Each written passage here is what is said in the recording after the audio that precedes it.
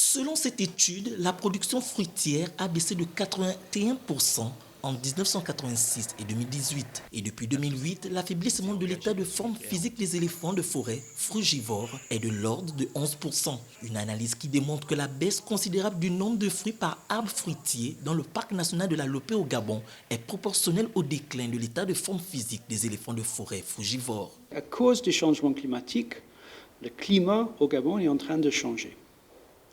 Dans les 35 ans, la quantité de fruits disponibles dans la forêt a chuté de 80%. Donc on a 5 fois moins de fruits aujourd'hui qu'on avait il y a 35 ans. Ça fait que les animaux qui mangent des fruits, ils ont beaucoup moins à manger.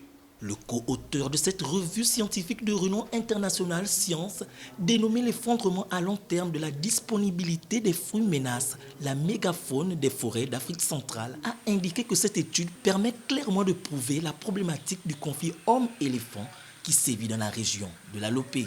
Les éléphants sont obligés de quitter la forêt pour aller chercher la nourriture à côté des villages parce qu'il n'y a plus de fruits dans la forêt à cause du changement climatique. Donc de nouveau, changement climatique provoqué par les émissions de CO2 des pays développés qui fait que dans notre forêt gabonaise, les animaux sont en train de souffrir et cette souffrance est transmise à l'homme parce que les animaux en question viennent chez nous pour chercher à manger parce qu'ils n'ont plus à manger chez eux.